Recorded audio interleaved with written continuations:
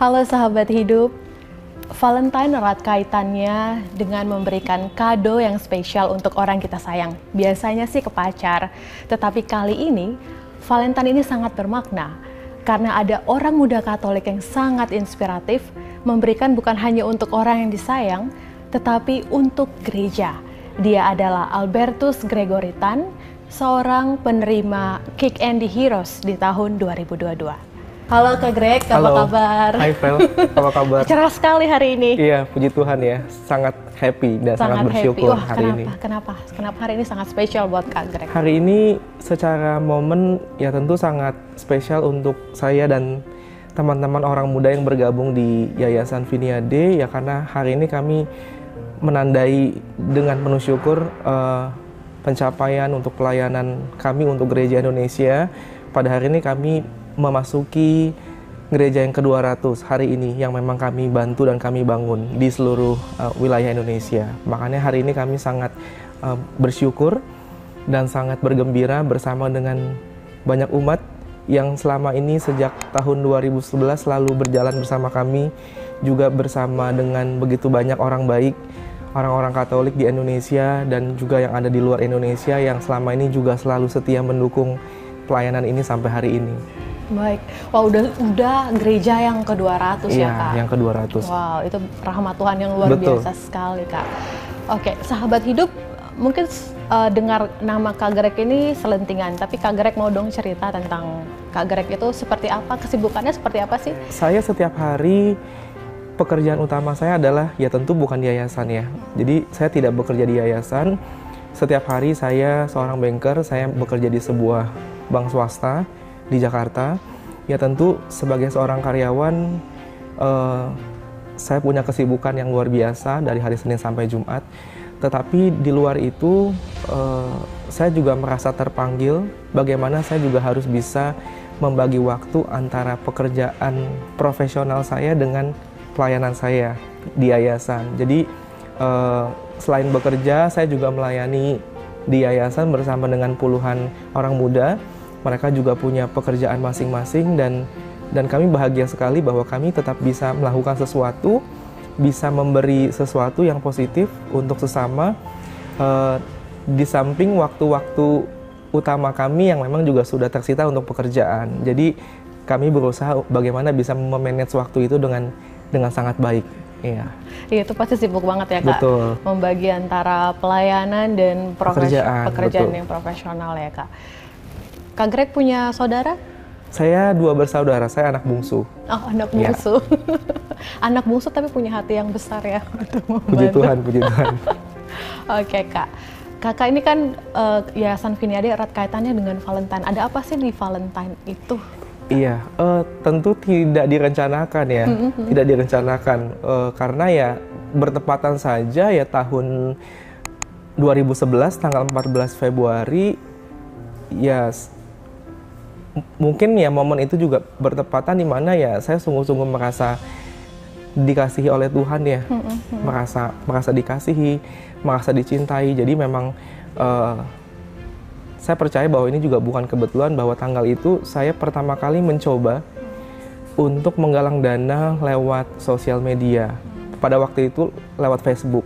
Jadi tanggal itu adalah tanggal pertama saya mencoba memposting penggalangan dana saya yang pertama untuk gereja di tanggal 14 Februari 2011. Tentu dalam perjalanannya ternyata tidak mudah karena pada waktu itu kan memang crowdfunding itu kan sesuatu yang masih sangat tabu sekali di Indonesia. Jadi memang menggalang dana, apalagi khususnya untuk gereja, untuk lingkup gereja Katolik sendiri itu bukan sesuatu yang common pada waktu itu. Jadi ya tentu selama beberapa bulan pertama saya tentu mengalami banyak sekali kendala ya, penolakan, kesulitan, bagaimana orang melihat bahwa apa yang saya lakukan ini sesuatu yang tidak biasa, yang terlarang dalam tanda kutip. Jadi saya tidak mendapatkan dukungan pada waktu itu, pada awal memulai. Nah tetapi ternyata setelah kita coba berulang, lalu kita mulai berpikir gimana ya caranya supaya orang itu bisa mulai percaya, bisa mulai tergerak untuk mau mulai berbagi, yaitu memang akhirnya kita mencoba untuk mulai menarasikan pengalaman-pengalaman iman itu dengan baik. Nah, tapi memang yang saya ingat adalah pada tanggal 14 Februari 2011 itu saya pertama kali mengklik Facebook saya, status saya untuk menggalang dana pertama kali. Ya, jadi itu yang saya ingat menjadi titik awal mula di mana saya bukan secara ofisial sih, pertama kali mencoba masuk dalam gerakan sosial ini gitu ya. Jadi memang itu semua dimulai pada tanggal itu. Tentu sebelumnya ada banyak sekali pengalaman di mana pengalaman-pengalaman spiritual itu yang menggerakkan saya akhirnya untuk mau memulai karya kasih ini. Sebelum memulai karya kasih ini, Kak, apa sih yang melatar belakangi? Katanya Kakak itu suka keliling Indonesia, jalan-jalan lah begitu. Iya, jadi hobi saya memang traveling. Kalau dibilang keliling Indonesia pada saat itu belum, karena memang saya kan waktu itu masih kuliah ya. Tentu saya masih belum punya banyak sumber daya untuk bisa saya pergi kemana-mana. Tapi yang jelas pada waktu itu memang saya pergi ke sebuah daerah di pantai barat Sumatera. Memang pada waktu itu untuk berlibur sekaligus untuk live in di sebuah biara. Karena pada waktu itu memang saya ingin sekali menjadi seorang imam. Jadi saya live in ke sana dan saya pergi menjumpai para pastor di sana, dan pada hari Minggu itu memang ada kesempatan kami pergi untuk melayani umat yang ada di kampung-kampung yang terpencil di sana, dan saya ikut ke sana. Jadi memang pada momen itu saya bertemu dengan banyak orang Katolik di pedalaman yang hidupnya sangat miskin, sangat kekurangan, tetapi yang saya lihat adalah meskipun mereka berkekurangan, mereka tidak kehilangan sukacita. Itu yang saya lihat bahwa oh ternyata kita hidup di dunia ini bahagia atau enggak itu tidak melulu ditentukan oleh apa yang kita punya. Gitu. Jadi dengan kehadiran saya di antara mereka bergembira, mereka tertawa, mereka bisa sharing tentang kehidupan mereka, sharing tentang iman mereka.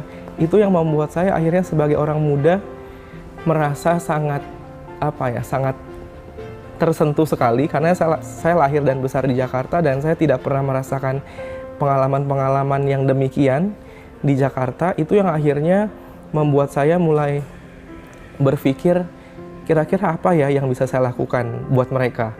Apa ya yang bisa saya perbuat untuk umat yang ada di pedalaman yang hidupnya di bawah garis kemiskinan, tapi mereka tetap bersukacita, mereka tetap berusaha untuk percaya kepada Tuhan, tetap datang ke gereja untuk misa. Itu sesuatu yang buat saya sangat luar biasa.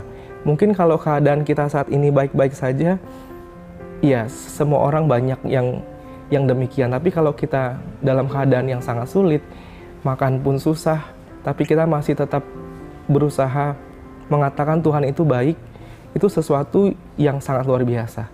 Ya, jadi di tengah kesulitan hidup, keterbatasan hidup, kita tetap mampu untuk bersyukur. Itu sesuatu yang akhirnya menggerakkan saya secara pribadi pada waktu itu mulai berpikir, Tuhan kira-kira saya bisa buat apa ya?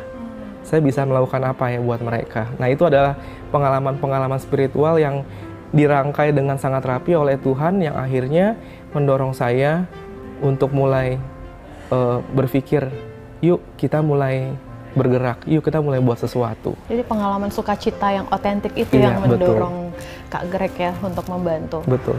Masuk ke diskresi itu ya. Wow, luar biasa. Ya karena kan sebagian orang hanya batasnya hanya kasihan ya, tapi tidak aksi. Betul. Nah, tapi Kak Greg beraksi. Nah setelah itu kan Kakak buka crowdfunding di Facebook ya. Dengan follower waktu itu berapa Kak? Masih ingat? Sedikit sekali ya sebenarnya. Cuman karena saya masuk lewat sebuah fanpage gereja Katolik, memang anggotanya di situ ratusan ribu. Tetapi pada saat itu karena kita baru mulai pertama kali, orang-orang bertanya, kayak ini bener nggak sih gitu. Jadi memang meskipun followernya banyak, tapi karena kita mulai sesuatu yang baru, orang merasa ragu gitu, merasa nggak percaya. Jadi ya dari sekian banyak nggak ada satupun yang bantu pada waktu itu ya. Kan waktu itu crowdfunding itu belum terlalu booming ya Kak. Tapi Kakak kepikirannya itu kok bisa? Benar, jadi Jadi tentu ide awalnya bukan crowdfunding.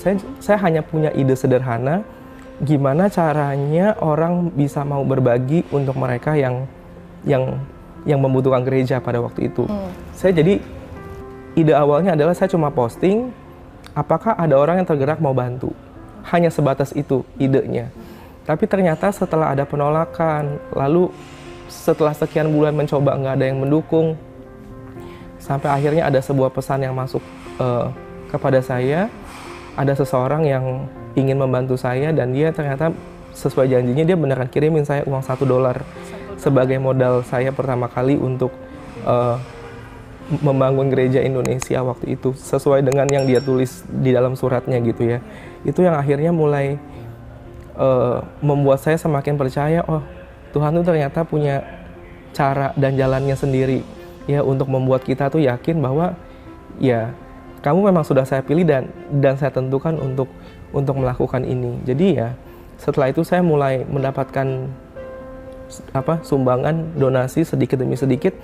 Akhirnya mulai dari situ berpikir untuk membangun sebuah sistem donasi yang transparan, yang akuntabel, yang bisa dipertanggungjawabkan meskipun masih dengan cara yang sangat sederhana sekali. Nah, jadi mulai membangunnya semua dari benar-benar dari nol secara otodidak gitu ya. Jadi bagaimana melaporkan donasi yang masuk itu benar-benar satu persatu, dipublikasi, melaporkan progres, lalu mempertanggungjawabkan bagaimana penggunaan dana, semuanya itu dilakukan secara sederhana gitu ya. Sampai akhirnya setelah mulai berkembang, mulai berpikir, oh kayaknya saya harus bikin blog. Setelah itu bikin blog, setelah bikin blog, bikin website. Nah, cuman memang kan semuanya sistem donasinya itu semua masih dengan cara yang manual gitu ya. Nah, akhirnya setelah sudah semakin besar, oh ya mungkin kita sudah harus mulai masuk ke digital, akhirnya bikin website yang bisa berdonasi secara langsung, secara online. Makanya akhirnya bisa punya platform crowdfunding saat ini ya memang semuanya benar-benar dimulainya dari sesuatu yang sangat sederhana banget awalnya. Dan memang pasti awalnya tidak terbayang akan bikin platform crowdfunding, enggak. Karena memang niat awalnya itu cuman ya udah yang penting saya bisa dapat duit, bisa dapat donasi dari orang baik yang bisa saya salurin. Cuma itu aja ide awalnya. Cuma ternyata rencana Tuhan itu kita nggak bisa duga dan kita nggak bisa halangin ya. Kalau Tuhan bilang kamu harus lakuin, kamu yang penting kerjakan saja. Kedepannya akan menjadi apa itu urusan saya gitu. Nah itulah jadi saya dan teman-teman berusaha untuk taat saja. Tuhan mau apa saya lakukan gitu. Jadi akhirnya bisa seperti sekarang ya sudah saya syukuri segala sesuatunya bisa berjalan dengan baik, berkembang makin besar. Dan akhirnya sekarang tentu banyak sekali orang yang mendukung karya baik ini ya. Itu yang kami rasakan sih sampai hari ini. Wow, aku tuh kayak dengar kisah Santo Fransiskus Assisi nggak sih Kak? Kayak Francis bangun gerejaku. He built my church, dia bilang ya. Yes, ya. Dan itu ya juga yang sekarang ada Francis milenial ya Kak ya. Francis milenial. Nah, tadi kakak bilang bersama teman-teman. Dimulai dari berapa orang tuh teman-teman yang gabung? Jadi awalnya selama 5 tahun pertama itu saya sendiri. Saya berusaha untuk bagaimana membangun sistem awal itu dulu semua sendiri. Setelah sudah semakin besar, semakin berjalan baik, donasi juga sudah makin besar, makin banyak orang yang mulai menghubungi gimana caranya bisa dibantu. Jadi memang ketika sudah semakin meluas dan dikenal orang, saya mulai berpikir saya nggak mungkin gerakan ini hanya hanya dikerjakan oleh satu orang. Karena saya merasa bahwa gerakan ini tentu bukan gerakan pribadi, dan saya percaya bahwa Tuhan juga meminta saya untuk mengajak orang-orang muda yang lain yang mungkin juga punya hati yang sama gitu. Jadi akhirnya waktu itu mencari dan akhirnya bertemu dengan 8 orang muda lain. Terus akhirnya 8 orang muda ini yang bersama saya duduk bersama, kami mulai berdiskusi dan mulai merencanakan pada waktu itu untuk membangun satu yayasan yang berbadan hukum pada waktu itu. Karena kan selama ini memang belum berbadan hukum, jadi semuanya atas nama saya pribadi. Nah, jadi akhirnya tahun 2017 pada waktu itu mulai terwujud, kami bikin satu yayasan di tanggal 15 Agustus 2017 namanya Yayasan Vinia Day. Nah, sejak saat itu jadi semua gerakan-gerakan sosial kami istilahnya dilegitimasi lah secara hukum Indonesia gitu. Jadi maksudnya supaya segala sesuatu yang kami lakukan itu memang semua ada aturannya lah gitu. Jadi tidak menyalahi apapun. Jadi semua berizin dan semua sudah dilakukan ya sesuai dengan undang-undang gitu. Jadi sejak dilakukan pendirian yayasan ya tentu semua kegiatan sudah berjalan berdiri atas nama yayasan semuanya. Setelah menjadi yayasan tentu cara kerja berubah karena kan dulu sendiri sekarang bersembilan. Ya tentu ada banyak perbedaan lah gitu ya. Dulu yang biasanya mungkin saya ambil keputusan sendiri, sekarang semua ada teman-teman. Semuanya menjadi lebih rapi, lebih sistematis, lebih terkoordinir semuanya. Nah, efek baiknya juga dengan adanya yayasan berbadan hukum juga orang semakin lebih mudah untuk percaya karena semuanya dengan terang benderang orang bisa dengan mudah mencari akses, mencari informasi tentang yayasan. Ya akhirnya donasi juga makin besar juga akhirnya gitu. Jadi saya percaya bahwa ya gerakan ini sekarang bukan gerakan saya pribadi, ya memang saya yang mendirikan, tetapi saya ingin mimpinya adalah bisa menginspirasi begitu banyak orang muda. Ayo dong kita bisa berbuat sesuatu loh untuk gereja, untuk sesama. Jadi akhirnya sekarang ada 38 orang muda.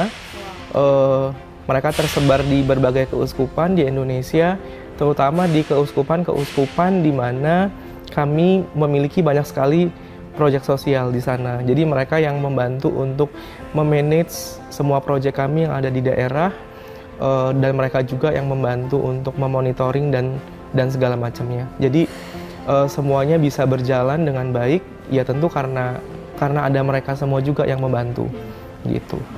Menarik Kak, namanya Vinia Day itu apa sih artinya Kak? Ya, Vinia Day artinya kebun anggur Tuhan. Ya, jadi diambil mengapa diberi nama Vinia Day karena ya memang kita melihat begitu banyak orang Katolik di Indonesia yang masih sangat perlu untuk disupport, masih sangat perlu untuk dibantu. Jadi kami melihat tuayan itu banyak banget ya.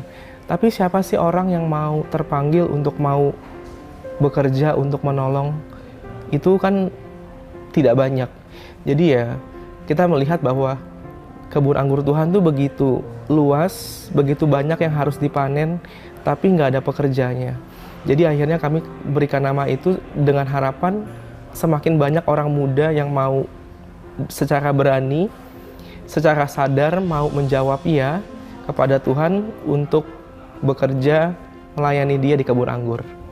Oke, kebun anggur Tuhan dan pekerja yang sedikit. Tapi sekarang Kak Greg mampu mengumpulkan para pekerja. Betul. Orang muda semua ya Kak Greg? Semuanya orang muda. Semuanya orang muda. Itu kalau Jala Kasih sendiri kaitannya dengan Vinia Day apa tuh Kak? Jala Kasih jadi gini, jadi sejak menjadi sebuah platform crowdfunding tentu ya namanya kita perlu punya sebuah brand gitu ya, karena kan yang namanya sebuah company gitu ya, itu kan perlu punya sebuah brand tentang produk.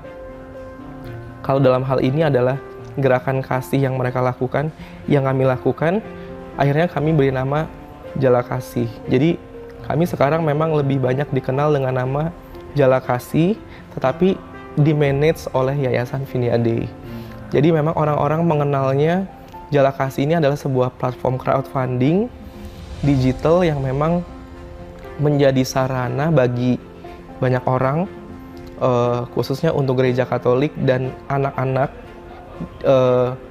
Katolik yang tinggal di pedalaman yang ingin sekolah lebih tinggi, tetapi mereka tidak mendapatkan akses dan sumber daya yang memadai untuk bisa sekolah, menggunakan platform ini untuk mencari orang baik yang mau untuk membantu mereka. Baik itu untuk membangun gereja, untuk membiayai pendidikan, dan lain sebagainya. Banyak hal yang bisa dilakukan lewat platform ini gitu. Jadi ada 2 segmen yang dibantu ya Kak? Betul. Membangun gereja dan membantu anak-anak yang sekolah. Anak-anak ini dari SD atau? Dari SMP sampai perguruan tinggi. Sampai perguruan tinggi, wow. Sudah berapa orang yang dibantu dan lulus Kak? Lulus dari perguruan tinggi? Iya, total dari awal kita bergerak di pendidikan kurang lebih sekitar 110 anak ya yang sudah kami bantu. Mungkin yang sudah lulus perguruan tinggi sekitar 10 anak gitu. Anak-anak ini dari daerah mana Kak kalau boleh? Anak-anak ini tersebar dari berbagai wilayah, dari Sumatera sampai ke Indonesia Timur, ke NTT. Jadi mereka berasal dari paroki-paroki pedalaman yang memang kami bantu selama ini. Jadi saat kami kunjungan, kami melihat begitu banyak orang muda di paroki itu yang tinggal bersama pastor karena mereka nggak punya biaya untuk sekolah.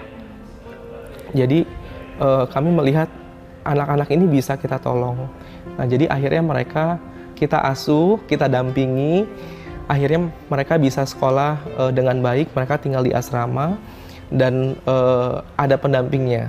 Jadi kami juga yang ada di yayasan juga memposisikan diri juga sebagai kakak asuh buat mereka. Jadi kami yang mendampingi mereka selama pendidikan sampai akhirnya bisa selesai. Jadi anak-anaknya tersebar dari berbagai Indonesia, tetapi saat ini berkumpul di satu tempat, di Yogyakarta. Jadi kami kerjasama dengan beberapa sekolah yang ada di sana untuk menampung, untuk menerima anak-anak kami dari berbagai daerah supaya mereka bisa sekolah di sana. Kenapa di Jogja Kak? Karena kota pelajar? Iya, betul. Kota pendidikan, kota pendidikan, lalu ya memang dari segi lokasi kan itu di tengah-tengah ya, jadi bisa dijangkau dari Indonesia Barat, Tengah, dan Timur. Jadi memang akhirnya kami pilih di situ karena memang sangat-sangat tegis dan tentu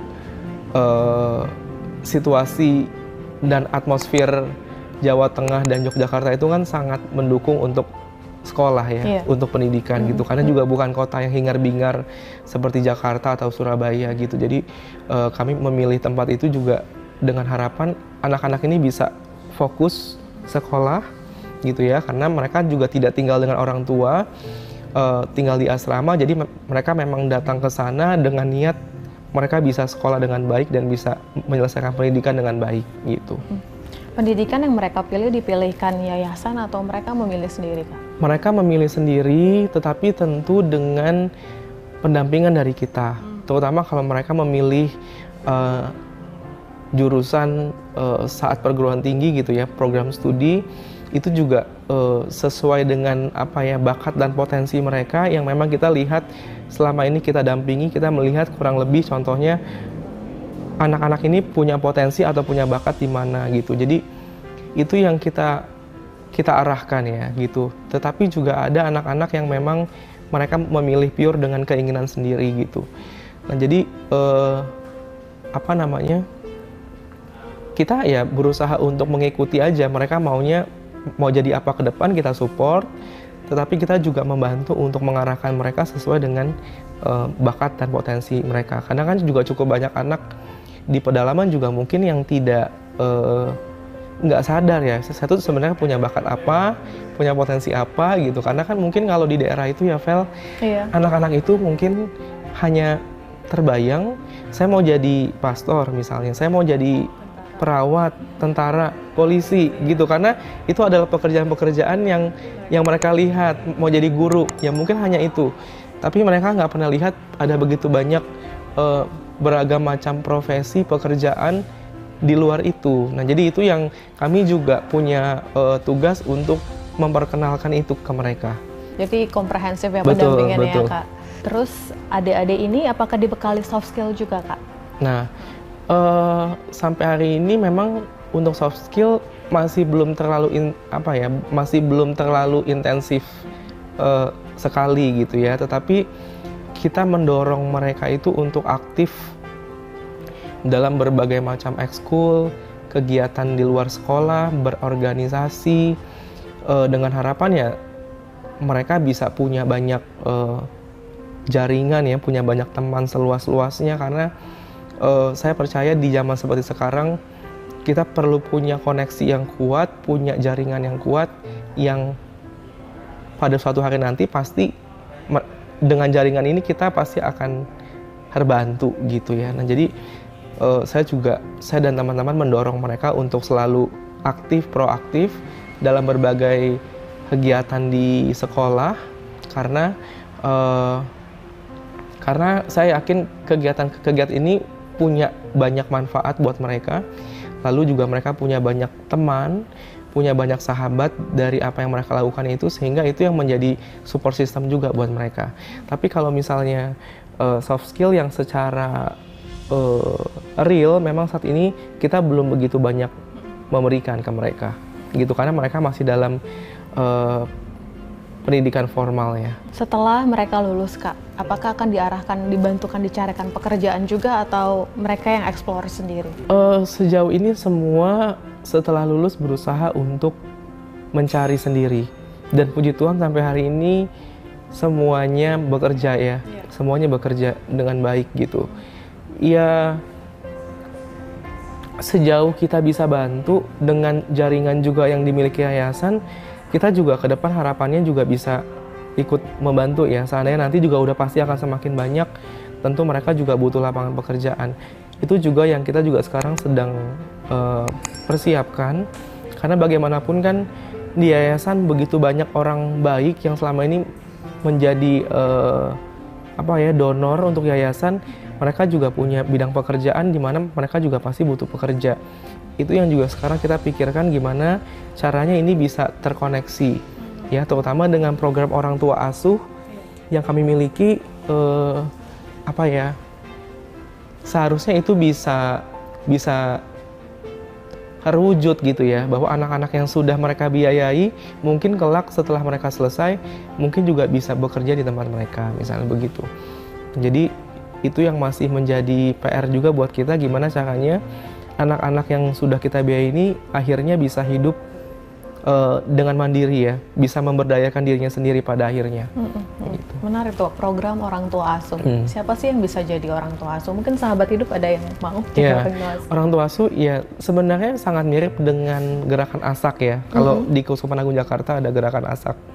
Jadi siapapun bisa menjadi orang tua asuh yang mau secara rutin dan berkomitmen untuk membantu pendidikan anak-anak asuh ini minimal selama 1 tahun. Jadi selama 12 bulan itu kita ikat komitmen mereka untuk mau membiayai pendidikan anak-anak ini.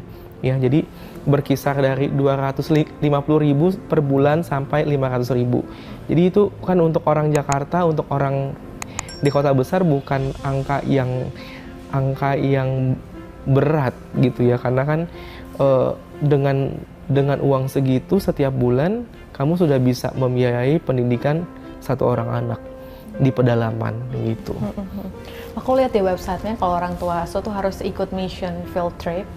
Itu kenapa diharuskan Kak? Ya, sebenarnya bukan diharuskan tapi kami menghimbau mereka yang selama ini kan mungkin hanya terus memberi uang gitu ya.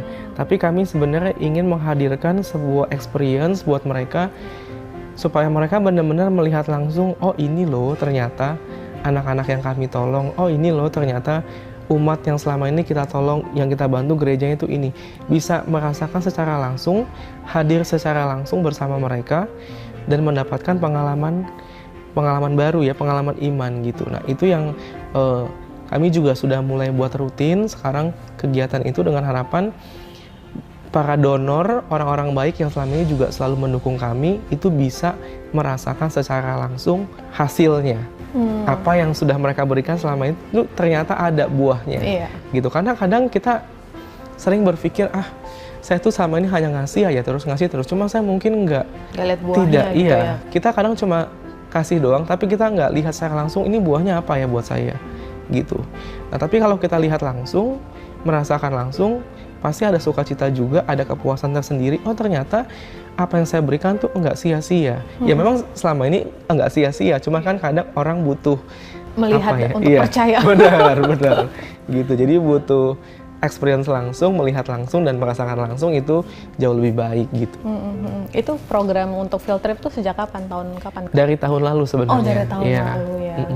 Selalu ke area timur atau area barat juga, Sumatera? Karena kami mulai dulu dengan pendidikan, jadi kami bawa mereka ke Yogyakarta. Tempat anak-anak tinggal. Ya. Ini kan sudah masuk 200 gereja ya Kak ya. Itu pernah kebayang nggak sih Kak 200 loh? Iya. Dulu tuh saya mengira pertama kali saat sudah selesai bangun satu, saya tuh sempat mengira bahwa Tuhan hanya pengen saya bangun satu selesai. Karena kan saya pikir saya hanya mau bantu gereja di tempat saya datang pertama kali.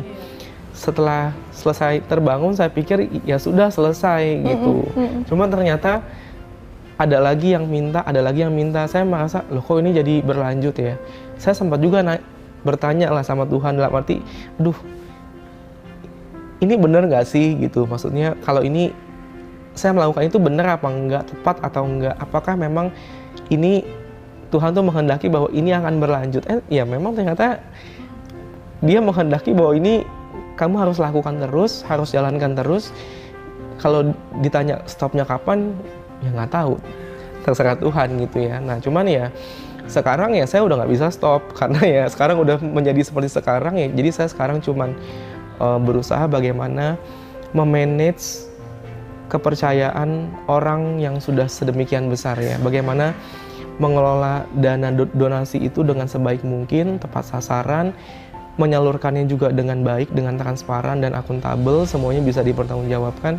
Saya kira itu cara kami orang-orang muda yang bekerja di Jala Kasih, bagaimana mempertanggungjawabkan itu semua ya, bagaimana menjaga kepercayaan Tuhan itu juga bukan sesuatu yang mudah, yang memang kami rasakan gitu. Karena sangat banyak tantangan sekali dan sangat banyak masalah yang terjadi di lapangan juga begitu banyak. Jadi tentu tidak terbayang bahwa akan sampai di hari ini di angka 200 buat kami itu tentu bukan pencapaian sebenarnya, karena dalam pelayanan nggak ada sesuatu yang mau dicapai kan, dalam arti ya kita kerjakan saja karena itu memang sudah tugas dan tanggung jawab kita ya. Tapi mengapa kita rayakan? Karena kita merayakan karya agung Tuhan ya. Apa yang sudah Tuhan lakukan semula, sekarang sudah sampai pada titik ini juga itu yang kita syukuri sebagai karya besar Tuhan yang mau menggunakan kita, yang mau memakai kita untuk bekerja dan melayani, akhirnya bisa sampai di titik ini. Tentu ini juga menjadi sukacita untuk semua orang yang sudah terbantu, terutama untuk anak-anak, untuk begitu banyak gereja, ribuan umat yang sudah terbantu, yang sudah tertolong, juga tentu begitu banyak orang baik, ribuan yang tidak saya kenal juga selama ini, karena kita selalu berkomunikasi hanya lewat sosial media, tidak pernah berjumpa. Ya tentu juga itu pasti juga merupakan sebuah kebahagiaan buat mereka bahwa tidak terasa sudah sedemikian lama mereka support dan akhirnya bisa sampai pada hari ini. Kayak yang gereja ke-200 ini bisa ceritakan nggak Kak profil sedikit dari gereja yang ke-200 ini? Dari misalnya contohnya gereja ke-50 kami pilih misalnya di Sumatera. Nah kami mulai membidik daerah-daerah timur sebenarnya. Jadi karena gereja ke-50 ada di Sumatera, 100 ada di Sumatera, 150 ada di Sulawesi. Nah, kami mulai berpikir kira-kira 200 di mana ya? Karena Indonesia Barat sudah, Indonesia Tengah juga sudah. Nah, akhirnya kami putuskan kami mencari di kawasan Indonesia Timur.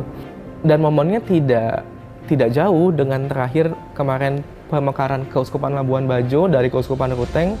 Akhirnya kami memilih gereja di Keuskupan Labuan Bajo sebagai tuan rumah yang ke-200. Jadi kami pergi ke sana, kami mencari kira-kira di mana yang tepat gitu ya. Akhirnya mendapatkan satu tempat, satu desa adat di kawasan Labuan Bajo yang memang sampai hari ini belum punya gereja. Karena di Indonesia Timur begitu banyak orang Katolik, mereka mayoritas orang Katolik, tapi ternyata memang juga masih cukup banyak gereja dan kampung-kampung, daerah-daerah yang memang belum memiliki tempat ibadah gitu. Karena gimana pun di sana kan juga daerah yang cukup miskin begitu ya. Jadi akhirnya kami dapat satu tempat itu, dan akhirnya di tempat itu kami merancang dan merencanakan akan dibangun sebuah gereja inkulturatif Manggarai. Ya, karena memang dalam beberapa tahun terakhir ini kami juga mulai bekerja sama dengan banyak arsitek profesional, di mana salah satu misi kami adalah menghadirkan wajah gereja yang membumi ya. Yang membumi dalam arti ya, saya orang Jawa, ya saya melihat wajah gereja Katolik itu ya sesuai dengan adat dan istiadat saya.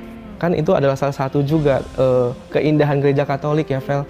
Di mana kita datang, kita bisa melihat gereja dengan wajah asli setempat begitu. Jadi bagaimana menghadirkan wajah Kristus itu dengan berbagai macam wajah suku, kebiasaan, adat dan budaya masing-masing, tetapi semuanya tetap sama. Nah, jadi akhirnya kami mulai merancang sebuah gereja dengan desain berbentuk rumah adat Manggarai. Kayak di desa Wairebo. Iya, betul. Barong Niang ya. Iya, betul. Jadi bentuknya bulat begitu. Jadi sangat unik, tapi tetap bagaimana bagaimana berusaha untuk mengadaptasi adat dan budaya orang Manggarai, tetapi bagaimana istilahnya membaptis itu menjadi secara maknanya nyambung antara budaya dengan gereja. Jadi itu lewat itu juga saya juga belajar banyak hal baru, bahwa ternyata semuanya itu bisa nyambung ya gitu, antara budaya dengan agama itu ternyata, terutama dengan kepercayaan Kristiani, dengan kepercayaan Katolik, dengan ajaran Katolik itu ternyata semua bisa sejalan gitu. Nah, jadi diharapkan dengan hadirnya gereja ini nanti juga bisa menjadi daya tarik sendiri untuk Labuan Bajo, karena kan memang kita tahu sendiri Labuan Bajo sekarang menjadi kawasan pariwisata, dan kita berharap bahwa kehadiran gereja ini juga bisa menambah warna, tentu juga ya pasti berguna untuk umat di sana, tapi juga bisa menjadi tempat belajar ya tentang budaya dan belajar tentang iman Katolik. Itu yang menjadi misi kami sekarang. Jadi sahabat hidup nanti yang mau main ke Labuan Bajo juga bisa ikut berkunjung, ya, karena agak jauh. Ya? Kurang lebih jaraknya hanya 1 jam dari Labuan Bajo. 1 jam dari Labuan Bajo. Masih sangat terjangkau. Setelah gereja yang ke-200 ini, Yayasan Viniade ada mimpi atau visi ke depan? Ya. Sekarang kita kan sudah menangani 2 bidang, pembangunan gereja dengan pendidikan. Ya, kami masih punya misi bagaimana yayasan ini juga bisa membantu bidang-bidang lain yang terkait dengan kebutuhan dasar umat. Ya, misalnya pembangunan gereja tentu sebagai sarana pastoral, lalu bagaimana sudah menyentuh pendidikan umat.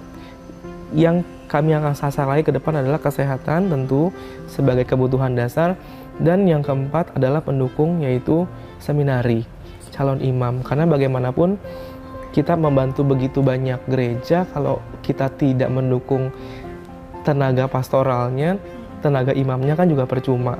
Jadi bagaimana 4 hal ini harapannya ke depan bisa berjalan, jadi bisa saling melengkapi, saling mendukung, jadi akhirnya juga bisa membuat sebuah ekosistem yang baik ya. Jadi kita membangun gerejanya, membangun pendidikan umatnya, mendukung kesehatan umatnya, juga yang terakhir bagaimana kegiatan hidup menggereja itu juga bisa berjalan dengan baik, karena juga ada banyak calon imam, calon biarawati yang juga siap untuk melayani. Nanti kalau kesehatan ini dibuat kayak klinik gratis begitu atau bagaimana? Iya, kita sebenarnya lebih ingin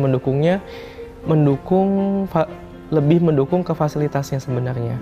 Ya, jadi bukan untuk operasional, tapi misalnya sebuah rumah sakit misalnya, atau sebuah klinik di daerah pedalaman yang memang butuh disupport, entah itu gedungnya atau itu entah untuk peralatan medisnya atau apapun itu. Jadi memang dukungannya lebih ke sana ya. Memang karena kan selama ini kita melihat begitu banyak institusi kesehatan Katolik yang memang ya karena kita swasta, ya mau dapat bantuan dari mana gitu kan, memang harus memang dituntut untuk membiayai diri sendiri lah bisa dibilang. Nah jadi ini juga diharapkan ke depan bisa menjadi salah satu alternatif pembiayaan ya untuk pendanaan mereka. Setelah itu ada lagi nggak Kak? Sudah. Oh tadi yang terakhir untuk seminari. Oh, iya. Jadi untuk para calon imam maupun untuk itu tadi untuk pendukung fasilitas fisik yang ada di seminari gitu. Karena memang sampai hari ini cukup tidak banyak orang yang mau memberikan perhatian untuk calon imam ya, karena kebanyakan kan karena bukan sebuah bidang yang bisa dibilang apa ya menarik gitu. Menjual. Iya menjual gitu. Karena kan kalau untuk bangun gereja orang akan dengan mudah oh ya sudah gitu. Kalau untuk pendidikan juga itu kan banyak sekali orang sekarang yang sangat concern dengan pendidikan. Tapi kalau untuk pendidikan calon imam ya bukan sesuatu yang orang akan dengan langsung mudah untuk mau membantu gitu. Jadi kami berusaha juga untuk masuk ke sana supaya gereja ini bisa terus hidup dan berkelanjutan gitu ya, karena ada yang meneruskan. Ini kan membuat ekosistem yang baik ya. Betul. Untuk pertumbuhan pastoral.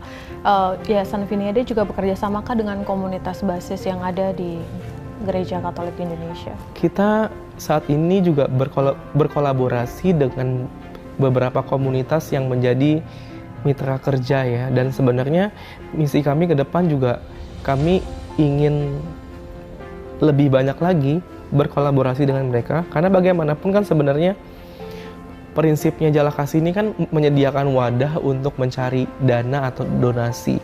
Jadi sebenarnya yang menggunakan Jala Kasih ini adalah ya mereka, semua komunitas basis gereja Katolik boleh menggunakan Jala Kasih sebagai sarana mereka untuk mencari pembiayaan atau pendanaan. Nah sekarang contohnya kami berkolaborasi dengan salah satu komunitas namanya komunitas Domus Cordis, di mana mereka juga membantu kami untuk mendampingi anak-anak asuh kami yang ada di Yogyakarta, yang ada di Magelang. Jadi mereka yang secara full time mendampingi anak-anak ini, sehingga kami sangat terbantu sekali dengan mereka, dan anak-anak ini bisa terdampingi dengan sangat baik ya, secara karakter dengan iman mereka dampingi. Dan yang menarik adalah ya kami dua komunitas yang berbeda, punya warna pelayanan yang berbeda, tapi punya visi yang sama gitu ya. Kalau yang satu fokusnya hanya untuk mencari donasi, yang satu adalah memang mendampingi orang muda. Bagaimana mencetak orang muda yang yang hidupnya merasa dikasihi oleh Tuhan gitu ya, dikasihi oleh Kristus. Jadi bagaimana berusaha menggabungkan kegiatan pelayanan kami untuk sebuah tujuan dan misi yang sama gitu. Nah, jadi kami juga mengundang banyak komunitas dan berbagai macam komunitas basis lain yang juga mungkin punya keprihatinan yang sama, punya misi yang sama untuk kita mau berjalan bersama ke depan. Bagus banget ya, jadi harus ada berkolaborasi dengan yang lain, tidak hanya berjalan sendiri. Betul. Kak Greg, kalau itu kan tadi sukacitanya banyak sekali yang Kak Greg sampaikan. Untuk pengalaman iman Kak Greg sendiri, udah dari titik 0 sampai sekarang ke 200 dan banyak anak-anak yang dibantu, adakah pengalaman iman yang bisa menguatkan, mau di-share Kak Greg, yang menguatkan Kak Greg sendiri dan juga bisa menguatkan sahabat hidup dan sahabat Vidi ya? Sahabat Vidi itu sahabatnya Yayasan Viniade. Kalau mau diceritain pasti banyak banget pengalaman iman. Ya, tetapi yang saya rasakan adalah ya karena saya bekerja juga, saya melayani juga, dan saya berusaha bagaimana untuk membuat keduanya ini bisa berjalan dengan maksimal, bisa berjalan secara harmoni gitu ya. Saya merasakan ada sebuah keseimbangan hidup gitu ya, dimana kita tidak hanya lelah untuk mencari penghidupan kita, tetapi kalau kita bisa melakukan sesuatu yang akhirnya apa yang kita lakukan itu bisa menghidupi orang lain, itu sesuatu yang jauh luar biasa ya. Jadi tentu saya mengajak banyak orang muda entah dimanapun kalian berada, sejak kalian masih muda, sejak kita masih produktif, kita masih kuat, kita masih sehat, kita mulai juga untuk membuka mata terhadap sesama ya, terhadap kebutuhan orang lain, terhadap hidup orang lain yang mungkin hidupnya jauh kurang beruntung dibandingkan kita. Ya, jadi karena saya merasa hanya dengan melakukan itu, dengan kita mau berbagi, bukan soal materi, tetapi dengan kita mau berbagi hidup, berbagi cerita, hadir bersama mereka, itu kita menemukan sebuah kekuatan dan semangat baru setiap hari dalam hidup yang nggak akan pernah habis. Itu, jadi ya saya merasa sangat bersyukur sampai hari ini selalu diberikan semangat yang sama setiap hari. Setiap saya bangun, saya selalu merasakan sebuah semangat dan energi yang baru setiap hari. Ya karena ya saya tahu bahwa hidup saya sudah menjadi berkat, dan setiap hari baru yang Tuhan berikan adalah ya itu menjadi sebuah kesempatan buat saya untuk menjadi berkat. Jadi untuk orang-orang muda ya, temukan semangat dan sumber energi baru itu setiap hari dengan melihat sesamamu yang memerlukan ya. Dan ketika kita sudah merasakan bahwa hidup kita sudah bermakna dan bermanfaat, itu istilahnya kamu udah selesai dengan hidupmu, gitu. Jadi ya saya berharap bahwa semakin banyak orang muda yang semakin selesai dengan hidupnya, karena ya sudah merasakan hidup saya ini ada sekarang, saya tidak merasa sia-sia karena Tuhan punya maksud dan tujuan dalam hidup saya, dan saya sudah berusaha untuk melakukan apa yang Tuhan mau, gitu ya. Dan saya berharap semakin banyak orang muda yang bisa menemukan ini, bisa menemukan jalan, menemukan panggilannya, Tuhan tuh mau apa, mau bikin apa dengan hidupnya, sehingga apa yang mereka lakukan itu sungguh-sungguh menjadikan hidup mereka itu menjadi sebuah cerita, menjadi sebuah hidup yang bermakna dan berarti. Ya karena sebenarnya tujuan kita hidup ya cuma itu doang sebenarnya, Fel. Nggak ada yang lain. Bagaimana ya kita bisa menjadikan hidup kita ini bermanfaat dan bermakna untuk begitu banyak orang di sekitar kita. Untuk menemukan makna hidup itu harus keluar dari diri sendiri. Betul, ya, Kak. Ya. Kak Greg, kata-kata hari ini, Kak, ada kah untuk mengungkapkan sukacitanya yang luar biasa? Iya, karena temanya hari ini adalah hidup menjadi cerita. Ya, saya tentu sangat bersyukur, dan saya berharap semua orang yang tergerak dalam gerakan Jala Kasih ini bisa menjadikan hidupnya sebagai sebuah cerita yang positif, yang bermakna. Bukan hanya untuk pasangan, untuk anak-anak, tapi juga semakin banyak orang yang melihat dan menyaksikan betapa Tuhan itu baik, dan betapa Tuhan itu mau bekerja dan mau memakai kita semua. Hidup kita ini yang tidak sempurna ini mau apa ya istilahnya, Vel, mau dipersembahkan dan mau dijadikan oleh Tuhan sebagai sebuah cerita yang bisa dibaca oleh begitu banyak orang bahwa Tuhan itu baik dan Dia mau bekerja di dalam hidup kita. Jadi jangan patah semangat untuk terus berbuat baik, terus berbuat dan bekerja melayani sebisa mungkin dan sebesar-besarnya untuk Tuhan, karena hanya dengan itu nanti kita pasti akan menemukan semangat, menemukan energi baru setiap hari untuk terus hidup dan berbuah. Wah, itu aja. Luar biasa sekali hari ini. Oke, sahabat hidup, itu tadi Albertus Gregory Tan dengan kisahnya yang sangat inspiratif terutama untuk orang muda. Dan pesannya, jangan lupa merangkai hidup kita menjadi sebuah cerita dengan membantu sesama. Karena lewat membantu sesama kita menemukan Yesus dan menemukan tujuan otentik hidup kita. Sampai jumpa lagi dalam kesempatan berikutnya.